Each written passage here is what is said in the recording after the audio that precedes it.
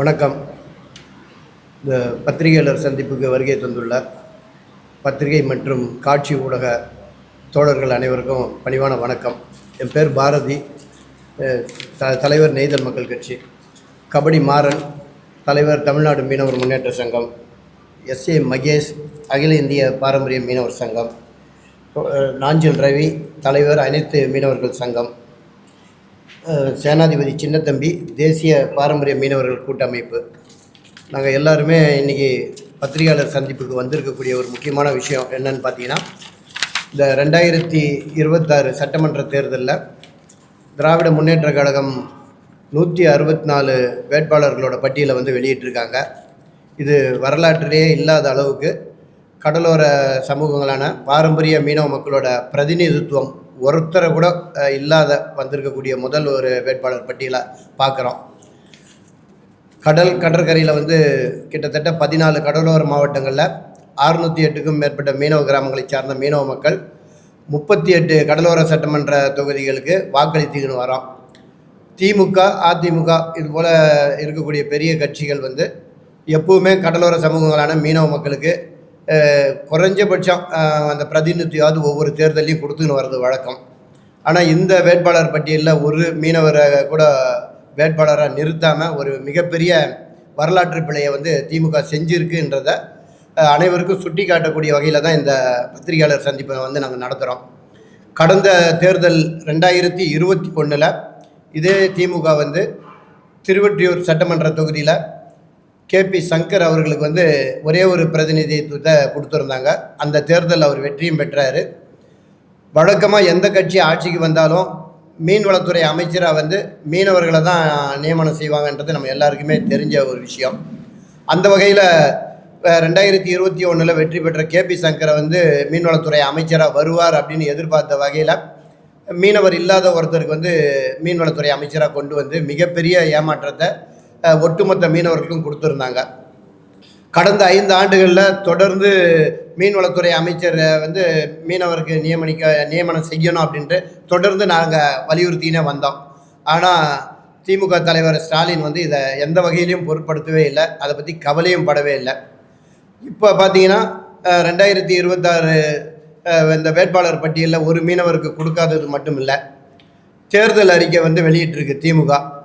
இப்போ காலங்காலமாக மீனவ மக்கள் மீனவர்களை பழங்குடியினர் பட்டியலில் சேர்க்கணும் என்ற ஒரு தலையாய கோரிக்கையை, முதன்மையான கோரிக்கையை வச்சு நாங்கள் தொடர்ந்து வலியுறுத்தின்னு வரோம்.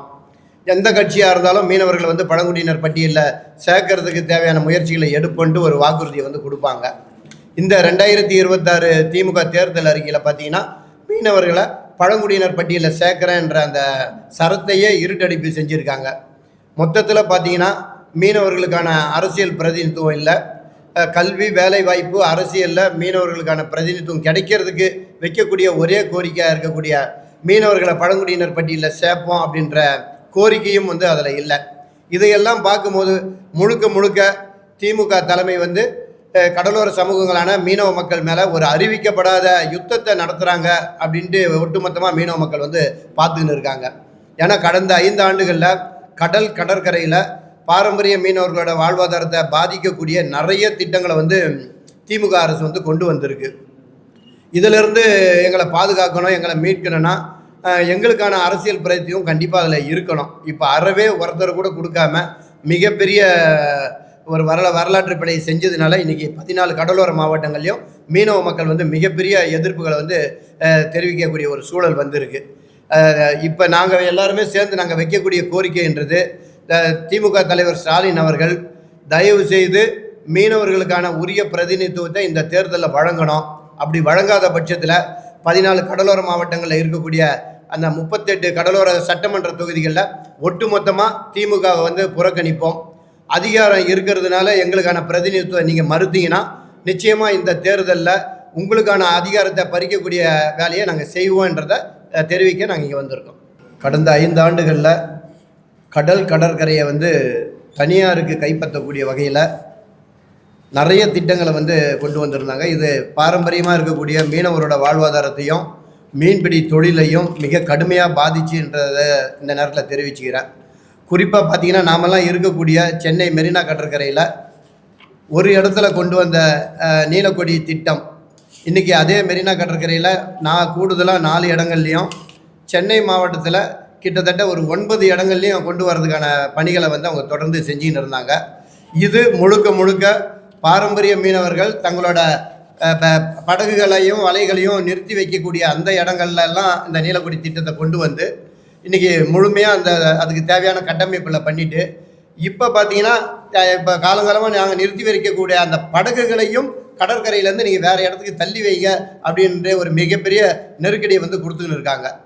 அதுக்கப்புறம் பார்த்தீங்கன்னா சுற்றுலாவை ஊக்குவிக்கிறன்ற பேரில் பாரம்பரிய மீனவர்கள் மீன்பிடி தொழில், மீன் வியாபாரம் செய்யக்கூடிய அந்த பகுதிகளில் ரோப் கார் திட்டத்தை ஒன்று கொண்டு வரேன்ட்டு முறையாக சட்ட ரீதியாக சிஆர்இசெட்டில் எந்த விதமான அனுமதியும் வாங்காமல் தங்கக்கிட்ட அதிகாரம் இருக்குன்றதுனால அதிகாரத்தை துஷ்பிரயோகம் செஞ்சு அதுக்கான ஆய்வு பணிகளை வந்து செஞ்சாங்க.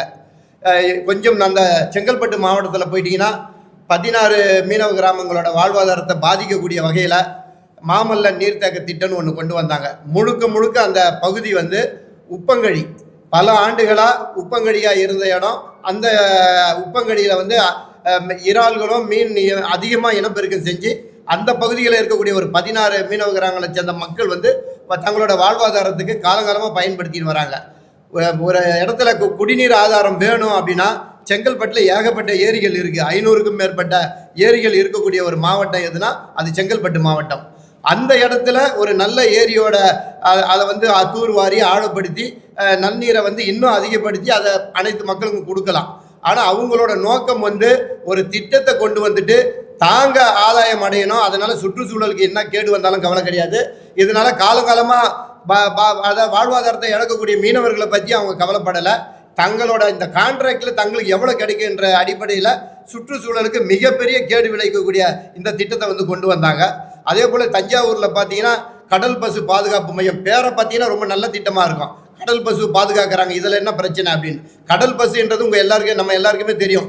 ரொம்ப சென்சிட்டிவாக அந்த இடத்தோட சூழல் வந்து ரொம்ப ரொம்ப அருமையாக இருக்கக்கூடிய ஒரு அரிய வகை உயிரினம். அந்த இடத்துல சுற்றுலாவை கொண்டு வரன்ற பேரில் கடலுக்குள்ள கருங்கல் பாலம், அதை காங்கிரீட்டில் பாலத்தை கொண்டு வந்துட்டு எல்லா சுற்றுலா பயணிகளும் அந்த இடத்துல வந்து அந்த கடல் பசுவை பார்க்கக்கூடிய ஒரு விஷயத்தை வந்து பண்ணாங்க. இது முழுக்க முழுக்க கடல் பசுவோட அந்த வாழ்வாதாரத்துக்கும் அங்கே இருக்கக்கூடிய கடலோட சுற்றுச்சூழலுக்கும் மிகப்பெரிய கேடு விளைவிக்கும் அப்படின்ற ஒரு மிகப்பெரிய எதிர்ப்புகளை கொடுத்தோம். இந்த மாதிரி பார்த்தீங்கன்னா எல்லா கடலோர மாவட்டங்கள்லையும் கடல் காற்றாலைகளை கொண்டாங்க. கடற்கரையை வந்து நீண்ட கால குத்தகைக்கு வந்து இன்னைக்கு பத்திரிகையில் விளம்பரம் கொடுத்து யாருக்கு வேணாலும் எந்த தனியார் முதலாளிகளும் கடலில் உங்களுக்கு எத்தனை ஏக்கர் வேணாலும் நீங்கள் குத்தகை எடுக்கலாம் அப்படின்ற ஒரு விஷயத்தை வந்து அமல்படுத்துகிறாங்க. இது மாதிரி முழுக்க முழுக்க மீனவரோட வாழ்வாதாரத்துக்கும் மீன்பிடி தொழிலுக்கும் மிகப்பெரிய கேடு விளைவிக்கக்கூடிய திட்டங்களை அவங்க கொண்டு வந்தது ஒரு பக்கம். இப்போ பார்த்தீங்கன்னா தப்பி தவறி கூட மீனவருக்கான எந்த பிரதிநிதித்துவமும் உங்களுக்கு வந்து சட்டமன்ற உறுப்பினராக வந்தால் தானே மீன்வளத்துறை அமைச்சர் பொறுப்பு கேட்பீங்க. அதனால ஒருத்தர் கூட சட்டமன்றத்துக்கே வரக்கூடாது என்ற ஒரு மிகப்பெரிய ஒரு வரலாற்று பிழை கூட இல்லை. இது வந்து ஒரு திட்டமிட்டு ஒரு சமூகத்தை வந்து ஒரு அறிவிக்கப்படாத யுத்தத்தை நடத்தக்கூடிய விஷயமா தான் நாங்கள் வந்து பார்க்குறோம். அந்த வகையில் கடந்த 2021 நாங்கள் ஏற்கனவே சொன்னது போல் எங்ககிட்ட மீன்வளத்துறை அமைச்சர் பொறுப்பு வராத பார்த்தீங்க. இந்த தடவை சட்டமன்றத்துக்கு திமுக சார்பில் ஒரு மீனவர் கூட போகக்கூடாது அப்படின்ற ஒரு வகையில் ஒரு விஷயத்தை கொண்டாந்துருக்கீங்க. நீங்கள் ஒருவேளை உங்களுக்கு நாங்கள் வாக்களிக்கணும்னா எங்களை வந்து பழங்குடியினர் பட்டியலில் சேர்ப்பீங்க. அது மூலமாக எங்களோட கல்வி, எங்களோட வேலை வாய்ப்பு, அரசியலில் எங்களுக்கான பிரதிநிதித்துவம் தானாகவே வரும். தயவு செய்து இதுக்கான முயற்சியை எடுக்குன்னு பார்த்தீங்கன்னா அவங்களோட தேர்தல் அறிக்கையில் இன்றைக்கி அந்த அம்சத்தையே காணோம், இருட்டடிப்பு செஞ்சுருக்காங்க. அப்போ எந்த வகையிலையும் தமிழகத்தில் இருக்கக்கூடிய ஒரு மீனவருக்கு கூட உருப்படியான எந்த விஷயத்தையும் திமுக செய்ய போகிறது இல்லைன்றதை வெளிப்படையாகவே அறிவிச்சிருக்காங்க. அதனால் நாம் வந்து இந்த தடவை இந்த தேர்தலில் ஒட்டுமொத்த மீனவர்களும் திமுகவை தோற்கடிக்கிறதுன்றத உறுதியாக இருக்குன்றதை தெரிவிச்சுக்கிறேன். மீனவர்களை சேர்ப்பது என்பதை மாநில அரசாங்கம் என்ன செய்ய முடியும்? திமுக அரசாங்கம் ஒவ்வொரு மாநிலம்தான் அந்த பகுதியில் இருக்கக்கூடிய மீனவ எந்த ஒரு சமூகத்தையும் பழங்குடியினரை சேர்க்கணும்னா அதுக்கு அந்த மாநில அரசு தான் முடிவு, அதுக்கான முயற்சிகளில் இறங்கணும்ட்டு மத்திய அரசோட சட்டம் சொல்லுது. அந்த வகையில் இங்கே சட்டமன்றத்தில் பாரம்பரிய எந்த ஒரு பழங்குடிய சமூகமாக இருந்தாலும் அவங்கள பழங்குடியினரை பட்டியலில் சேர்க்கணும்னா அதுக்கான தரவுகளை கொண்டு வந்துட்டு இப்போ இங்கே சட்டமன்றத்தில் ஒரு தீர்மானத்தை போட்டு மத்திய அரசுக்கு கொண்டு போகணும். இந்த பணிகளை 2014 மறைந்த தமிழக முதல்வராக இருந்த ஜெயலலிதா அவர்கள் வந்து மிக திறமையாக வந்து செஞ்சுருந்தாங்க. ஆரம்ப கட்ட பணிகளை மிக அற்புதமாக நம்ம மீன்வளத்துறை இயக்குனராக இருந்த பீலா ராஜேஷ் அவர்கள் தலைமையில் வந்து பண்ணியிருந்தாங்க. நிறைய அதுக்கான ஆவணங்களை வந்து தயார் பண்ணி தலைநகர் டெல்லிக்கு வந்து அனுப்பியிருந்தாங்க. இன்னும் சில தரவுகளை வந்து கொடுக்க வேண்டியது இருக்குது. இப்போ யார் ஆட்சிக்கு வந்தாலும் அந்த நம்ம விட்டதுலேருந்து இப்போ தொடங்கி எங்களுக்கான அந்த பழங்குடியினர் பட்டியலை வாங்கி கொடுக்கறதுக்கான பணிகளை வந்து ஈஸியாக செய்ய முடியும். ஆனால் இங்கே வந்து திமுக வந்து தவறான பிரச்சாரம் செய்து இந்தியா முழுவதும் மீனவர்கள் இருக்காங்க, தமிழ்நாட்டில் மட்டும் பண்ணுறது ஒரு விஷயம் இல்லை, இந்தியா முழுவதும் பண்ணணுன்றாங்க. அந்தந்த மாநிலங்களில் மீனவரை பழங்குடியினராக பார்க்கறத அந்தந்த மாநிலங்கள் அதுக்கான பணிகளை செய்கிறாங்க.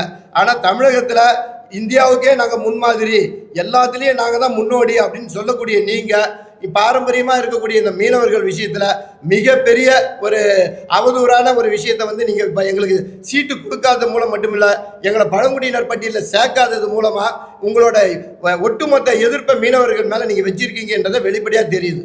ஒரு சமூகத்துக்கு வந்து நிவாரணங்கள் மட்டுமே வந்து இலவசங்கள் மட்டும் வந்து சமூகத்தை வளர்த்துறாது. அப்படி பார்த்தாலும் பார்த்தீங்கன்னா கடந்த தேர்தல் அறிக்கையில் முதல்நிலை அறிக்கைகளாக கொடுக்கப்பட்டது எதையுமே நிறைவேற்றல. கடைசியாக வந்து இந்த நிவாரணங்களை கூட்டி கொடுக்குற விஷயங்களை மட்டும் பண்ணியிருக்காங்க. அதுவும் கடந்த 6 மாதங்களில் தான் திட்டங்கள் செயல்படுத்தப்பட்டுச்சு. நீங்கள் அவங்க திமுக இன்னைக்கு பிரபலப்படுத்துகிற திட்டங்கள்லாம் பார்த்தீங்கன்னா இன்றைக்கி நாங்கள் வந்து 5000 8000 ஆக்கியிருக்கோம், 5000 6000 ஆக்கியிருக்கோம்னு சொன்னாங்க. கடந்த 4.5 ஆண்டுகள் எதுவும் செய்யலை. கடைசியாக உள்ள 6 மாதங்களில் மட்டும் செஞ்சுருக்காங்க. அதே போன்று பார்த்தீங்கன்னா இந்த கடலில் கல் போடுறோம், தூண்டில் வலை அமைக்கிறோம் அப்படின்ற திட்டங்களை கூட கடந்த 6 மாதங்களில் மட்டும்தான் இதை இம்ப்ளிமெண்ட் பண்ணியிருக்காங்க. அப்படின்னு பார்க்கும்போது பார்த்தீங்கன்னா இவங்க வந்து நான் ஒரு கதையாக சொல்லுவாங்க. ஹிட்லர் வந்து தன்னோட பாராளுமன்றத்துக்குள்ள வரும்போது ஒரு கோழியை கொடுத்து எடுத்துகிட்டு வந்து இறைகளை பிச்சு போட்டு கோழிகளை அந்த கோழியை சிரமப்படுத்தும் போது அது சாகும் தருவாயில் அந்த கோழியை வந்து கீழே தூக்கி போட்டு கொஞ்சம் தானியங்களை தூக்கி போட்ட உடனே அந்த கோழி வந்து அந்த தானியத்தை நோக்கி ஓடி வரும்னு சொல்லுவாங்க. அதுபோன்று 5 வருடங்களாக 4.5 வருடங்களாக எங்களுக்கு இல்லை செய்ய வேண்டிய அத்துணை அநீதிகளை செஞ்சுட்டு எங்களுக்கான வாக்குறுதிகள் நிறைவேற்றாமல் எங்களோட வாழ்விடங்களை பறிச்சுட்டு எங்களோட கடலுக்குள்ள உள்ள நாசகார திட்டங்களை கொண்டு வந்துட்டு எங்களோட உரிமைகளை பறிச்சுட்டு கடைசியாக சில சலுகைகளை தூக்கி போட்டுட்டு நாங்கள் உங்களுக்கு அதை செஞ்சுருக்கோம் இதை செஞ்சுருக்கோம்னு சொல்லி இன்றைக்கி வாக்கு கேட்கறதுக்காக கடற்கரை நோக்கி இன்றைக்கி திமுகவில் வந்துக்கிட்டு இருக்காங்க. இதை நாங்கள் வன்மையாக கண்டிக்கிறோம். அதே போன்று நீங்கள் இன்னைக்கு கொடுத்துட்டேன்னு சொல்கிறீங்க, நாளைக்கு அதே போன்று தான் சொல்கிறீங்கன்னா நிவாரணத்தை கூட்டி கொடுப்போம்னு சொல்கிறீங்க. அதே போன்று 4.5 வருஷம் கழிச்சு நீங்கள் திரும்ப நிவாரணத்தை கூட்டி கொடுப்பீங்க. நிவாரணத்தை கூட்டி கொடுக்குறது மட்டும் இல்லை, நீங்கள் நிவாரணத்தை எங்களை வந்து பொருளாதார ரீதியாக எங்கள் மக்களை வந்து வளர்த்து எங்களை வந்து உயர்வு கொண்டு போக நாங்கள் நினைக்கிறோம். ஆனால் நீங்கள் இலவசங்களை கொடுத்து எங்களை வந்து மேலும் மேலும் வந்து கையேந்த வைக்கக்கூடிய சூழ்நிலை வைக்காதீங்க. நாங்கள் அதை விரும்பலை.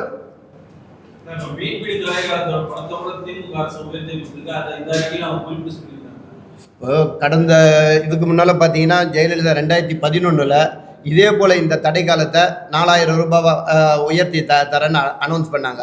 அந்த அம்மா வெற்றி பெறுறாங்க.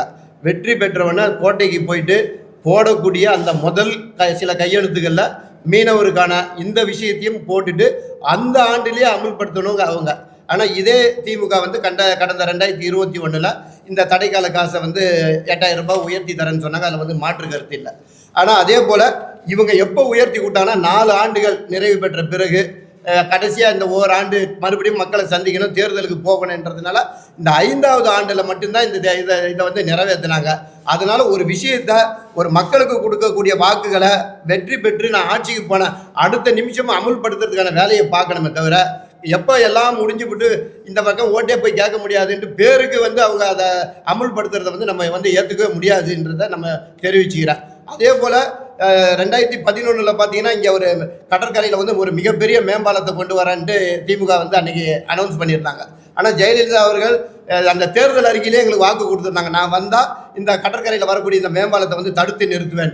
அந்த அம்மா போய் அந்த சட்டமன்றத்தில் அந்த போட்ட அந்த முதல் கையெழுத்தில் இந்த கையெழுத்தும் போட்டால் இப்படி சொன்னதை செய்யணும்னா இப்படி செய்யணும். போன உடனே முதல் கையெழுத்து போட்டு இன்னிலேருந்து நீங்கள் நிம்மதியாக இருங்கன்ட்டு. ஆனால் யோசிச்சு எல்லா வேலையும் முடிச்சு போட்டு அதுக்கப்புறம் வேறு வழி இல்லாமல் அந்த பக்கம் போக முடியாது, அதனால் இதையும் நம்ம நிறைவேற்றிட்டு போவோன்றது அந்த மாதிரி ஒரு போலியான வாக்குறுதியாக தான் நம்ம இதை வந்து பார்க்குறோம். என்ன நாங்கள் திரும்ப திரும்ப எதுக்கு இந்த அம்மாவோட தெளிவாக சொல்கிறோம்னா, அந்த அம்மா கடந்த ஆண்டுகளில் தேர்தல் அறிக்கையில் எதை எதை கொடுத்துருந்துச்சோ அது எல்லாமே வந்து அந்த ஜெயலலிதா அம்மா நிறைவேற்றி கொடுத்தாங்க, முடிச்சாலும் நிறைவேற்றி கொடுத்தாங்க. கச்சத்தீவை மீட்போம்னு சொன்னாங்க. ஏன்னா கிட்டத்தட்ட பார்த்தீங்கன்னா 50 வருடங்களாக நான் ராமேஸ்வரம் பகுதியிலேருந்து வரதுனால நான் தெளிவாக சொல்கிறேன். இந்த 50 வருடங்களாக கச்சத்தீவை மீட்போம்னு சொல்லி அரசியல் பண்ணிய முழுமையாக ஒட்டுமொத்த மீனவரோட வாழ்வாதாரங்களையும் வாழ்வாதார கோரிக்கைகளை போர்வையாக போட்டு வச்சுட்டாங்க. அதனால் வேற கோரிக்கைகள் பேசப்படலை. கடந்த 3 தேர்தல்களால் தான் இப்போ வந்து மீனவர்களை பழங்குடி பட்டியலில் சேர்ப்போம், இது போன்ற வாசகங்கள் இன்னைக்கு வந்துகிட்டு இருக்கு. இதன் அடிப்படையில் அந்த அம்மா 2018 என்ன சொல்றாங்கன்னா, 16 வந்து நான் என்னோட தேர்தல் அறிக்கையில் நான் சொன்னதன் அடிப்படையில் நான் இந்த மீனவர்களை பழங்குடி பட்டியலில் சேர்ப்பேன்னு சொல்லி உடனடியாக பீலா ராஜேஷ் அவர்களுக்கு உடனே ஆய்வறிக்கை தயார் பண்ண சொல்லி 2018 சப்மிட் பண்ணி அந்த ஆய்வறிக்கையை உடனடியாக வந்து ஆதிதிராவிடர் பழங்குடி துறைக்கு அனுப்பிட்டாங்க. அப்போ ஒரு கோரிக்கை, ஒரு தேர்தல் அறிக்கையாக தேர்தல் கொடுக்குற விஷயத்த உடனடியாக மீனவ மக்களுக்கு செயல்படுத்தி கொடுத்ததில் புரட்சி தலைவி அம்மா அவர்கள் வந்து முறையாக செயல்படுத்தி கொடுத்தாங்க. ஆனால் அதே சமயத்தில் திமுக பார்த்தீங்கன்னா கடந்த 50 ஆண்டுகளாக சொன்ன கச்சத்தீவை மீட்போம்ன்ற விஷயத்துக்காக எதுவும் செய்யலை. இந்த முறை பார்த்தீங்கன்னா இந்த கச்சத்தீவை மீட்போம்ன்ற கோரிக்கை தேர்தல் அறிக்கையில் காணும். அப்போ இவ்வளோ 50 ஆண்டுகளாக நீங்கள் என்ன செஞ்சுருக்கீங்கன்னா கச்சத்தீவை மீட்போம்னு சொல்கிறது எங்களை ஏமாற்றிருக்கீங்க. அதே போன்று பார்த்தீங்கன்னா பழங்குடியில் சேர்ப்போம் நீங்கள் கோரிக்கை வச்சுருக்கீங்க. 2019, 21, 24 வச்சுருக்கீங்க.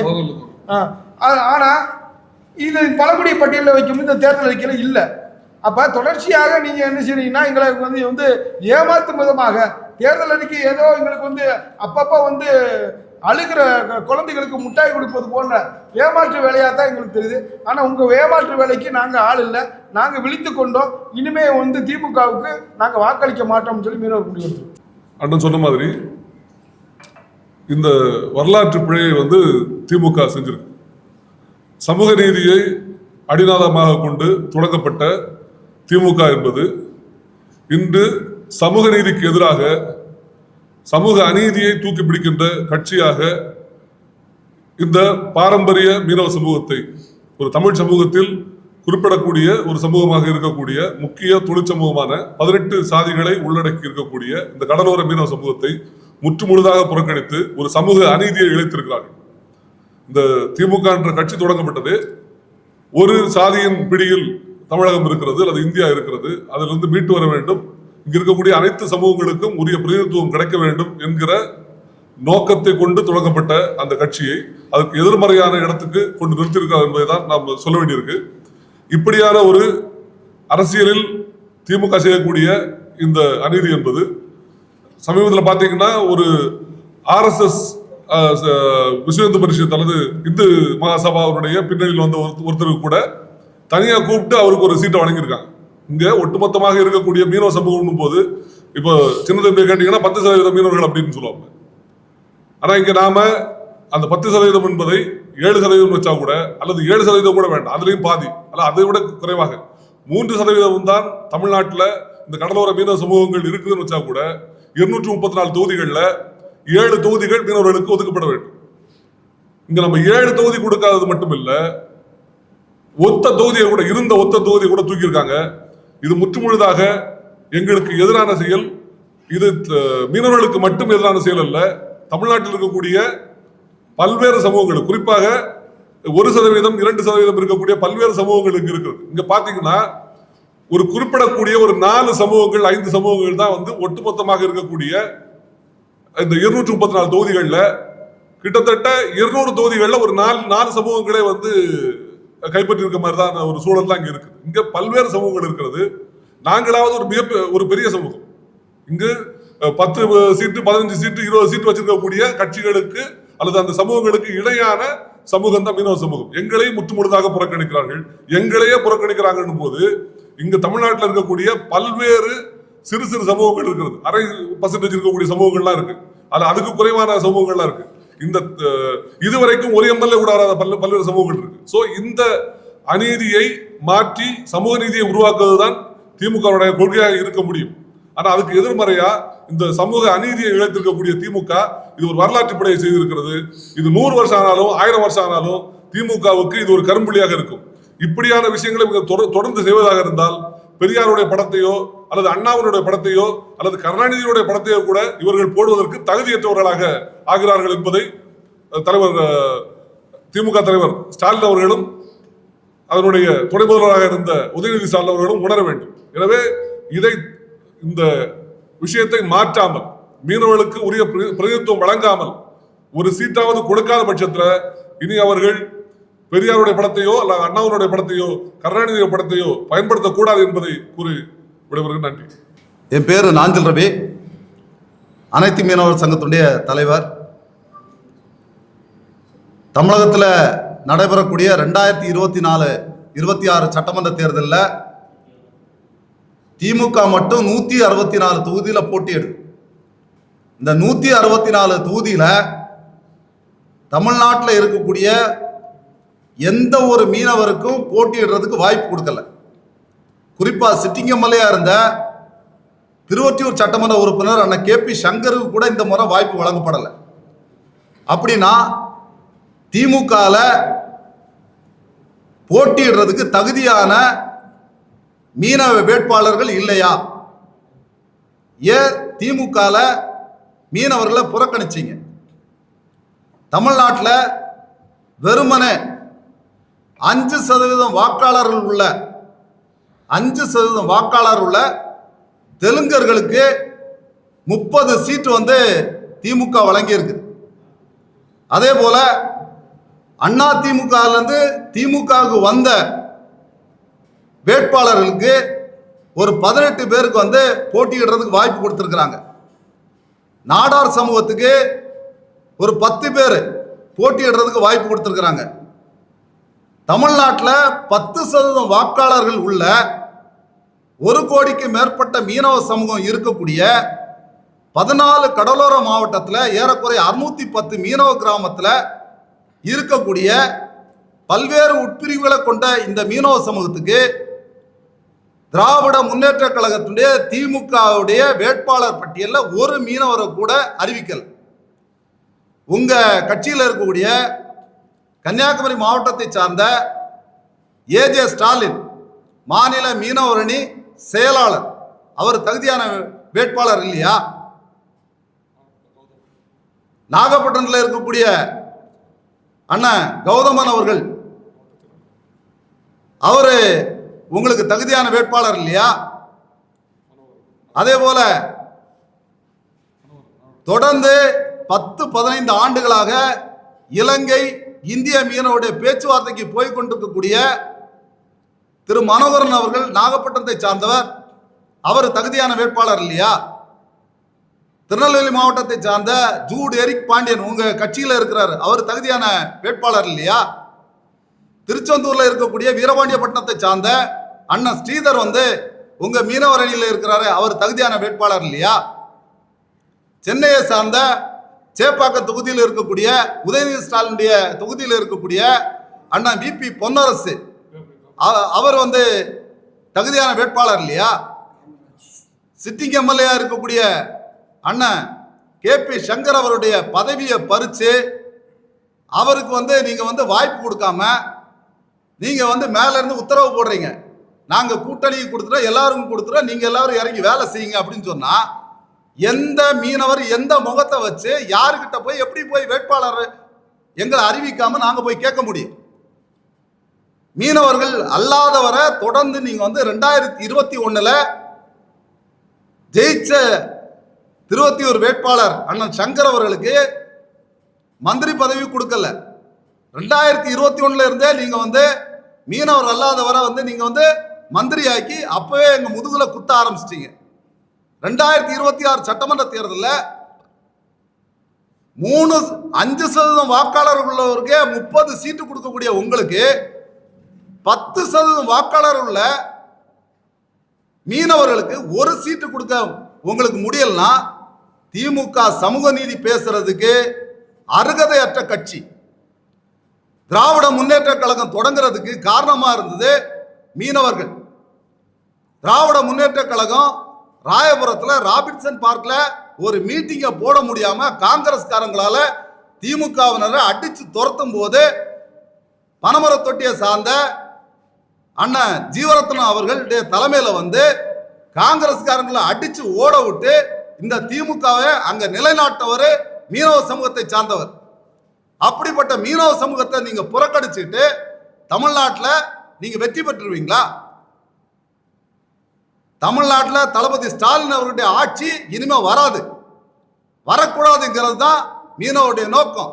மீனவர்களை புறக்கணிச்ச உங்களை மீனவர் அத்தனை பேர் நாங்கள் புறக்கணிப்போம் என்பதையும், தமிழ்நாட்டில் இருக்கக்கூடிய சிறுபான்மையினருடைய பாதிரிமார்களே, சிறுபான்மையினருடைய ஆயர் பெருமக்களே, நாங்கள் தவறு செய்துட்டோம், திமுக தவறு செய்திருச்சு, மீனவர்களுக்கு துரோகம் செய்திருச்சு, அதனால எங்களுக்கு பாவ மன்னிப்பு கொடுங்க, நாங்கள் அடுத்த முறை கொடுத்துருவோம்னு சொல்லி உங்களை ஏமாத்துவாங்க. பாரதிய ஜனதா உள்ள வந்துற போது அதனால நம்ம எல்லாரும் திமுகவை ஆதரிக்கணும் அப்படிலாம் பேசுவாங்க. தளபதி ஸ்டாலின் 234 தொகுதியை பிரிச்சு கொடுக்கிறவரே இவர் தான். இவரால ஒரு மீனவருக்கு வாய்ப்பு கொடுக்க முடியாதா? அப்படி வாய்ப்பு கொடுக்க முடியலன்னா நம்முடைய கிறிஸ்தவ பாதிரிமார்கள், கிறிஸ்தவத்தினுடைய ஆயர் பெருமக்கள், நீங்க இப்போவாது போய் சொல்லுங்க தளபதி ஸ்டாலின், நாங்க உங்களுக்கு ஓட்டு போடணும்னா மீனவருக்கு வாய்ப்பு கொடுங்க. ஏன்னா பெரும்பான்மையான கிறிஸ்தவர்கள் மீனவர்களா இருக்கிறாங்க. ஆகவே இந்த மீனவருடைய வாக்கு வேணும்னா நீங்க ஆட்சி அமைக்கணும்னா மீனவர்களுக்கு வாய்ப்பு கொடுத்தா மட்டும்தான் உங்களுக்கு வாய்ப்பு இருக்குங்கிறத சொல்லுங்க. தமிழ்நாட்டில் 10% வாக்காளர் இருக்கக்கூடிய இந்த வாக்காளர்களுக்கு நீங்க சீட்டு ஒதுக்காம 5% இருக்கக்கூடிய உங்களுக்கு 30 சீட்டை வழங்கிய உங்களை வன்மையா கண்டிக்கிறோம். எங்களுக்கான உரிய பிரதிநிதித்துவத்தை கொடுத்தா உங்களுக்காக இறங்கி வேலை செய்வோம். இல்லைனா மாற்று கட்சியான அதிமுகவில் 3 பேருக்கு வாய்ப்பு கொடுத்துருக்காங்க. அதிமுகவில் அண்ணன் ஜெயக்குமாருக்கு ராயபுரத்தை கொடுத்துருக்குறாங்க, அண்ணன் குப்பன் அவர்களுக்கு திருவொற்றியூர் கொடுத்துருக்காங்க, ராஜா என்கிற புவனேந்திரருக்கு குறிஞ்சிப்பாடியை கொடுத்துருக்காங்க. இப்படி அதிமுக 3 வேட்பாளர்களை அறிவிச்சிருக்கு, திமுக 1 வேட்பாளர் கூட அறிவிக்கல. ஆகவே மறுபரிசீலனை செய்து கூட்டணி தர்மத்துக்காக நீங்க கொடுத்த தொகுதியை திரும்ப பெற்றுக்கொண்டு மீனவருக்கு நீங்க வாய்ப்பு வழங்கலாம், உங்களை தோக்கடிப்போம், உங்களுக்கு எதிரான வேலைகளை மீனவர்கள் ஈடுபடுவோம்னு சொல்லி இந்த நேரத்தில் தெரிவிச்சுக்கிறேன். வணக்கம். சேனாதிபதி சின்னத்தம்பி, தலைவர், தேசிய பாரம்பரிய மீனவர் கூட்டமைப்பு. இந்த 2026 தேர்தலில் திமுக மீனவர்களுக்கு அரசியல் இனப்படுகொலையை செஞ்சுக்கிட்டு இருக்காங்க. ஏன்னா ஒரு சமூகத்திற்கு கிடைக்கக்கூடிய முறையான அந்தஸ்தை அளிக்கும் வேலையை இந்த திமுக அரசு செஞ்சுக்கிட்டு இருக்கு. கடந்த தேர்தல் 2020 தேர்தலில் மீனவர்களுக்கான அங்கீகாரமாக இருந்த மீன்வளத்துறை அமைச்சர் பதவியை மீனவர் அல்லாதவங்களுக்கு கொடுத்தாங்க. இந்த முறை என்ன செஞ்சாங்க, ஒரு மீனவர்களுக்கூட வாய்ப்பு கொடுக்காம மீனவர்களோட அடிப்படை அரசியல் அங்கீகாரத்தை பிடிக்கிட்டாங்க. அப்படி பார்க்கும்போது பார்த்தீங்கன்னா திமுக முழுக்க மீனவர்களோட அரசியல் அடையாளங்களை அங்கீகாரங்களை அளிக்கக்கூடிய இனப்படுகொலை செஞ்சுட்டு இருக்காங்க. கடந்த காலங்களில் ஈழத்தில் எப்படி ஒரு இனப்படுகொலையை அரசியல் ரீதியாக ஆரம்பித்து படிப்படியாக அந்த இனப்படுகொலையை செயல்படுத்துகிறாங்களோ அதுபோன்று இந்த கடலோடி மக்கள், கடல்சார் மக்களோட அரசியல் அங்கீகாரத்தை படிப்படியாக பறிக்கும் வேலைகளை இந்த திமுக செய்கிறது. இதை நாங்கள் மீனவர் சார்பாக வன்மையாக கண்டிக்கிறோம். அதே சமயத்தில் இந்த திமுகக்குள்ள தகுதி வாய்ந்த நபர்கள் பல பேர் இருந்தாலும் அதற்கான வாய்ப்புகளை கொடுக்க மறுக்கிறது அந்த திமுகவில் உள்ள மீனவர்களுக்கும் மிகப்பெரிய அவமானம் தான். அந்த திமுகவில் உள்ள நண்பர்களும் திமுகவை ஆதரிக்கிறவங்களையும் தெரிஞ்சுக்கிறணும். இன்றைக்குள்ள சூழ்நிலையில் குறைஞ்சபட்சம் எங்களுக்கு கொடுத்த திருவொற்றியூர் தொகுதியில் உள்ள சங்கரன் கொடுத்த வாய்ப்புகளையும் பறிச்சிட்டீங்க, கூட்டணி கட்சி கொடுத்துட்டீங்க. சரி, அதுக்கு மாற்று ஏற்பாடு செய்யணும்னு சொல்லி நாங்கள் கோரிக்கை வைக்கிறோம். பக்கத்தில் இருக்க ஆர்கே நகர் தொகுதியிலாவது எங்களுக்கு அந்த வாய்ப்பை கொடுக்கணும் அப்படின்னு சொல்லி நாங்கள் கேட்குறோம். இந்த எங்களோட கோரிக்கையை திமுக நிறைவேற்றாத பட்சத்தில் திமுகவை எதிர்த்து நாங்கள் களமாட வேண்டிய சூழ்நிலை மீனவர்கள் தள்ளப்படுறாங்க. மீனவர்களை புறக்கணிக்கின்ற திமுகவை மீனவர்கள் நாங்கள் புறக்கணிக்கிறோம், ஆட்சியிலிருந்து அகற்றுவதற்கான பணிகளை செய்வோம்ன்றதை இதன் மூலம் தெரிவிச்சுக்கிறோம். ஏன்னா இன்னைக்கு கடற்கரையை ஒட்டி இருக்கிற 38 தொகுதிகளில் யார் அதிகமான தொகுதிகளை வெற்றி பெறாங்களோ அவங்க தான் ஆட்சி அதிகாரத்தில் வர முடியும். கடந்த காலங்களில் பார்த்தீங்கன்னா 30 தொகுதிக்கு மேலே யார் வெற்றி பெற்றிருக்காங்களோ அவங்க தான் இன்னைக்கு ஆட்சி அதிகாரத்தில் வந்தாங்க. அதே போன்று இந்த முறையும் பார்த்தீங்கன்னா 31 தொகுதிகள் வந்து திமுக கூட்டணி வெற்றி பெற்றனால இன்னைக்கு முதலமைச்சர் ஸ்டாலின் அவர்கள் ஆட்சி அதிகாரத்தில் இருக்காங்கிறத தெரிஞ்சுக்கணும். அப்படி மீனவர்கள் கொடுத்த வாக்கு பிச்சையினால தான் இன்னைக்கு வந்து பார்த்தீங்கன்னா முதலமைச்சர் ஆட்சி அதிகாரத்தில் இருக்காரு. அந்த விஷயத்தை தெரிஞ்சுக்கணும் நீங்க முதல்ல. அப்ப இந்த முறை 38 தொகுதிகள்லையும் மீனவர்கள் திமுகவுக்கு எதிராக செயல்படக்கூடிய சூழ்நிலை இருக்குது. அதனால இன்னைக்குள்ள சூழ்நிலையை புரிஞ்சு மீனவர்களுக்கு அரசியல் அங்கீகாரம், அரசியல் வாய்ப்பு கொடுக்கறதுக்கான வழிமுறையை திமுக உடனடியாக எடுக்கணும்னு சொல்லி நாங்கள் எங்கள் மீனவர் சங்கங்கள் சார்பாக கேட்கிறோம்.